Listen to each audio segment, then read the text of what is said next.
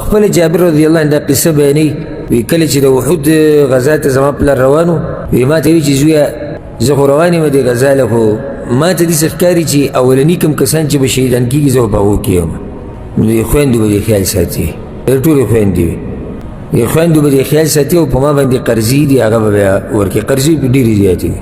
زه چې بر ځوانان ویم که دا ځوانان دي ګوره یعنې د دین ذمهواري خویندې ساتل د پلار قرضې ختمول او زمونږ هغه ته چې معمولي خبره کوي د دینداري بس مزدوري نو اوس دلته وګوره خویندې ورته پاتې دي ټولې د پلار قرضې ورته ټولې پاتې دي او د هغې سره سره د دین یو مشهور صحابي دا نه چې د هغوی خېټې نه وي ولې صحابه کرام مزدوري نه کولې تجارتونه هم کول غم خادیانې هم کولې ودونه هم کول بچي هم وو شهوت هم وو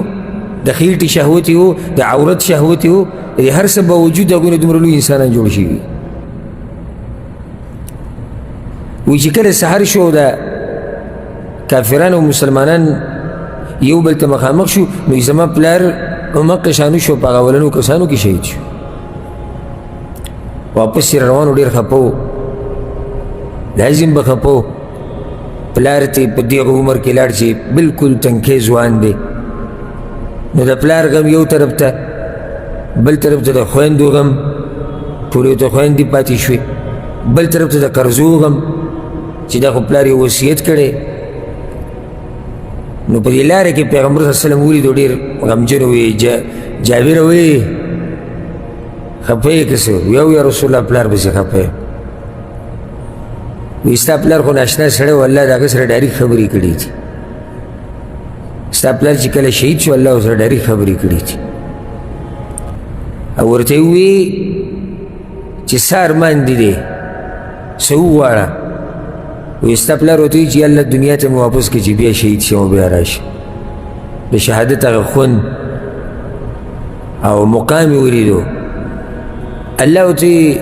نور څه وغواړه هغه بیا دغه غوښتنه وکړه الله ورته نور څه وغواړه هغه بیا دغه غوښتنه وکړه الله ورته دغه نشي کېدی زما دا فیصله ده چې یو پیر د دنیا نه لاړ شي نو بیا ورته واپس نه راشي دا خبره ورته پیغمبر صلی الله علیه وسلم دې دپاره وکړه چې د زړه خوشحاله شي چې ستا پلار هغه د جنت سیل کوي لګیا دی والله ورسره خبرې وکړي ډایرکټ خبرې ډایرکټ خبرې دا یاد ساتئ دا هغه صحابي دی عبدالله ابن عمرو ابن حرام رضی الله عنه چې د ده سره الله ډایرکټ خبرې کړي دي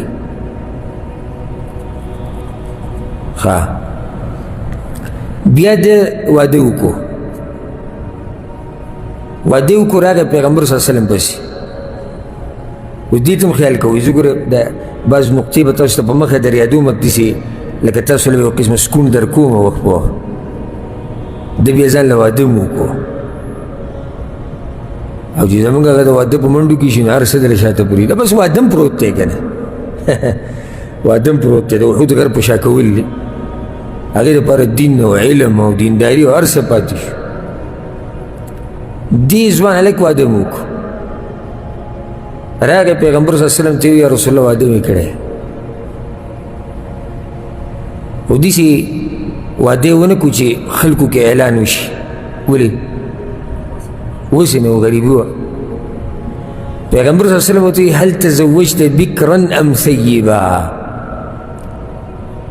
پیغله جنۍ دې کړې ده که نه کونډه دې کړې ده نه یا رسول الله تزوجت ثیبا کونډه مې کړې ده پیغمبر صلی الله علیه وسلم ورته هل لا تزوجت بکرا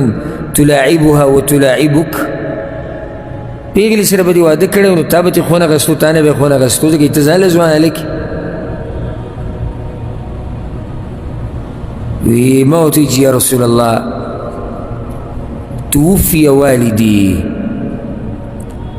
او استشهد والدي زما پلار وی یا رسول الله تاسو ته پته چې شهید شوی ولي اخوات صغار زما وړي وړي خویندې پاتې شوي فکرهتو داسې ځوانان به کوم ځای را پیدا کړي بیا فکرهتو ان اتزوج مثلهن فلا تؤدبهن ولا تقوم عليهن نو ما وی که د دوی امزولې راولم نو دوی ته بیا ادب نشي ښوی که د دوی امزولې راولم بیا دوی ته ادب نشي ښوی د دوی خیال نشي ساتلی فتزوجت ثیبا لتقوم علیهن وتؤدبهن نو ما دغه کونډه به دې راوسته چې دوی تربیت وکړي او د دوی خیال به هم ساتي یو روایت کې داسې راځي فکرهت ان اجمع الیهن جاریة خرقا یا رسول الله دا خبره مې نه وخوښه چې داسې یو جنۍ راولم که مومره هغه د کور په کارونو هم نه پوهېږي ولكن امرأة تمشطهن وتقوم عليهن خو داسې ښځه مې راوسته ما چې خیال یې ساتي پیغمبر صلی الله علیه وسلم ته عصب ته دا ښه خبره دې بیا وکړه دا کار دې ښه مزېدار کړی دا و جابر رضی الله عنه او دې چې دا زنانه راوستې ده دومره هوښیار انسان دی دومره هوښیار دا ځوان هلک زنانې راوستې ده یو خو دا سوچ دی چې د خویندو په تربیت کې نو بله ښه دینداره راوستې ده چې هغې کې دینداري نو د دې کور به مې خیال کوي د دې خویندو به خیال ساتي او د الله نه چې یېرېږي هغه د هر څه خیال کوي او د نن سبا ځوانانو ته چې ووایه واده په ټوپونو شي صرف واده پکار دی نه دا چې دینداره ده خوی څنګه دی کردار څنګه دی د الله نه یېرېږي که نه یېرېږي د الله نه چې یېرېږي که نه د الله نه چې یېرېږي نو خیانت به سره مو نه کوي د الله نه چې یېرېږي د بچو به دله خیال ساتي د الله نه چې یېرېږي د مال به دله خیال ساتي د الله نه چې یېرېږي د عزت به دله خیال ساتي صرف په دې پسې ګرځي چې زیړ ویښتۍ او دي سترګې شنې سترګې او بس او تکه سپینه دا به دغه جانې زموږ په کار او بیا میاشت د واده نه شي یو ملایسې پسې یو بل پسې څه تعویض نشته چې دا ښځه کنټرول شي بیا به تعویضونو پسې ګرځي دا اول نه به داسې زنانه راولي چې هغه تپوس دې وله کړی اصل نسل دې وله معلوم کړی هغې نه بعد نو قصه بیا واوره په صحیح بخاري کې دا قصه ده او ما په بعض درسونو کې ښه تفصیلا ذکر کړی ده جابر رضی الله عنه وی کله چې د خندق غزا وه او پیغمبر صلی الله علیه وسلم د خندق کنستو نو پیغمبر صلی الله علیه وسلم په خپله صحابه کرامو سره لېږي داسې ناشنا انسان او د جمع موسم د مدینې جمع ډېر سخت جمع او دوی پکې کار کوو نو پیغمبر صلی الله علیه وسلم به هم لېږي او چې په کوم ځای کې به داسې سخت کاڼی راغی نو صحابه کرامو به پیغمبر صلی الله علیه وسلم ته آواز وکړو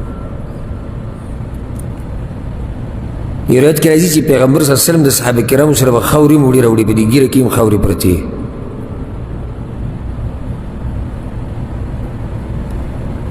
نو جابر رضی الله عنه چې ولیدو پیغمبر صلی الله علیه وسلم د خېټه پورې کاڼي تړلي د لوږې نه صحابه کرامو یو یو تړلي هغه دوه تړلي کمیس اوچت شو سجدې کې یا به ګزار کو سجدې لا یا څه کاڼې راوچته او څه چې وي کتو پیغمبر صلی الله علیه وسلم په خېټه خو کاڼي نو صبر ته ونه شو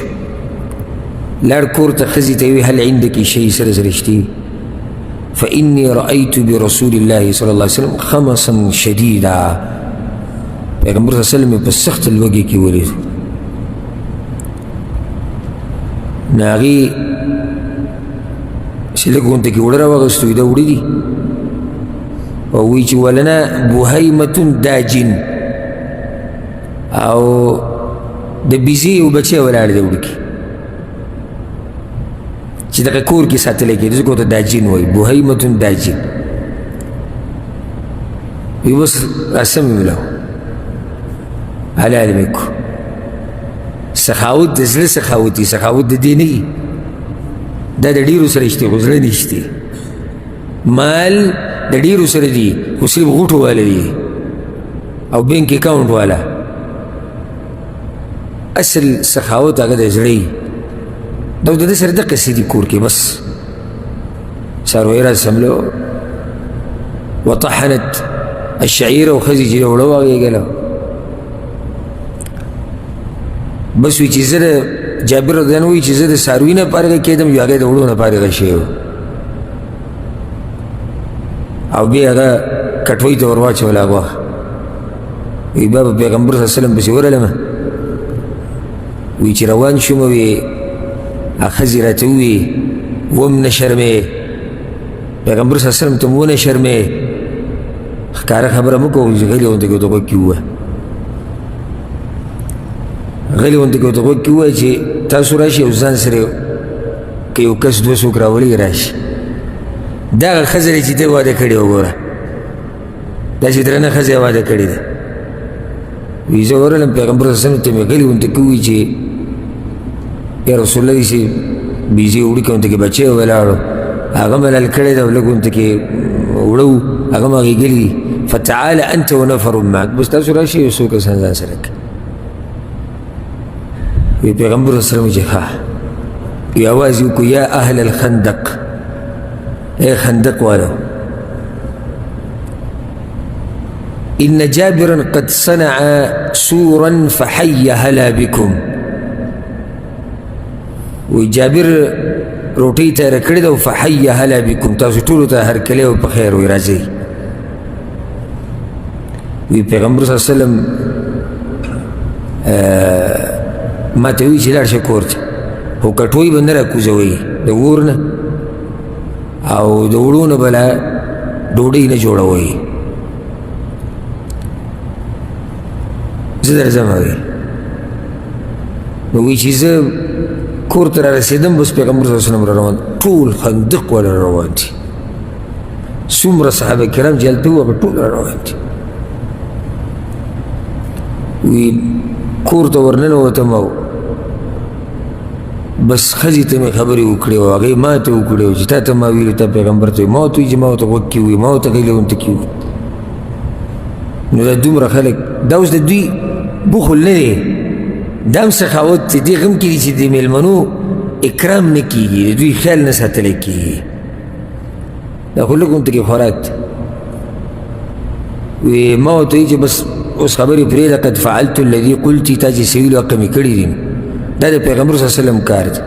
هغه داسې کړي دي وی هغې راته وایي چې زه پیغمبر کړي دي هغه بیا په خپل کار ښه پوهېږي